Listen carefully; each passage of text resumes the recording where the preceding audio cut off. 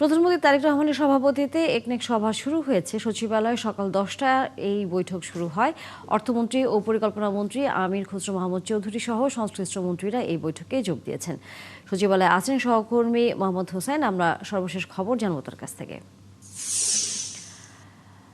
হোসেন, বৈঠক আমরা 10টায় বলছিলাম শুরু হয়েছে, নিশ্চয়ই এরই মধ্যে ঘণ্টাখানিক তো পেরিয়ে গেছে। আজকে এই বৈঠকে কোন বিষয়ে আলোচনা হবে বলে জানতে পেরেছেন?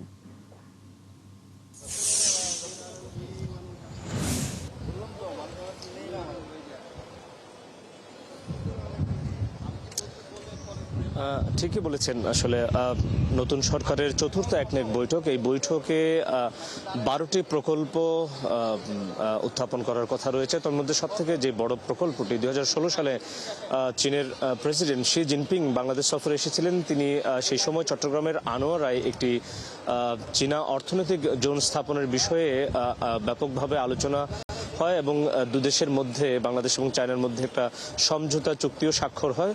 পরবর্তীতে সেই প্রকল্প কিন্তু আলোর মুখ দেখেনি। 1 দশক পর নতুন করে প্রধানমন্ত্রী তারেক রহমানের চায়না সফরের আগে কিন্তু এই প্রকল্প আজকে অনুমোদন হতে পারে। যে প্রকল্পের ব্যয় ধরা হয়েছে 4000 কোটি টাকার মতো এবং বাংলাদেশ সরকার এবং চায়না সরকারের যৌথভাবে এই প্রকল্পের কাজ করবে এবং 2027 সাল থেকে প্রকল্পের কাজ শুরু হবে এবং 31 সালে এই প্রকল্পের কাজ শেষ হওয়ার কথা রয়েছে।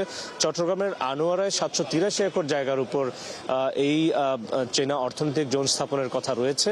এটি সবথেকে বড় প্রকল্প। এছাড়া যে প্রকল্প চট্টগ্রামের বাঁশখালী, আনোয়ারা এবং চকরিয়া আঞ্চলিক মহাসড়ক, সমন্বিত উপজেলা ভূমি কমপ্লেক্স এবং বাংলাদেশ শিশু হাসপাতাল সম্প্রসারণের মতো প্রকল্পগুলো কিন্তু রয়েছে। এছাড়াও কিন্তু সিএমএইচ এর ক্যান্সার সেন্টার স্থাপন করা সহ ময়মনসিংহ সিটি কর্পোরেশনের ভবন নির্মাণের মতো বেশ কিছু প্রকল্প রয়েছে। এই একনেক সভায় সকাল 10টায় শুরু হয়েছে। প্রধানমন্ত্রী তারেক রহমানের সভাপতিত্বে এটি সরকারের চতুর্থ একনেক সভা এবং এটি দুপুর 1টা পর্যন্ত চলবে। সংশ্লিষ্ট মন্ত্রী, অর্থ পরিকল্পনা মন্ত্রী আমির খসরু মাহমুদ চৌধুরী, তিনি পরবর্তীতে সভা শেষে কথা বললে নিশ্চয় জানাতে পারবো আসলে ঠিক কতটি প্রকল্প অনুমোদন হয়েছে এবং আমরা ফিরবো মোহাম্মদ হোসেন আপনার কাছে। যদি পরবর্তীতে এই যে আপনি বলছিলেন যে 12টি প্রকল্প নিয়ে আজকে আলোচনা হতে পারে, সেখানে চট্টগ্রামের আনোয়ারার যে প্রকল্পটি সেটি অনুমোদনের সম্ভাবনা রয়েছে, নিশ্চয়ই সেই খবরের বিস্তারিত নিয়ে পরবর্তীতে যুক্ত হবেন আপনি আমাদের সাথে আবারও। দর্শক, সচিবালয় থেকে মোহাম্মদ হোসেন যুক্ত ছিলেন আমাদের সাথে।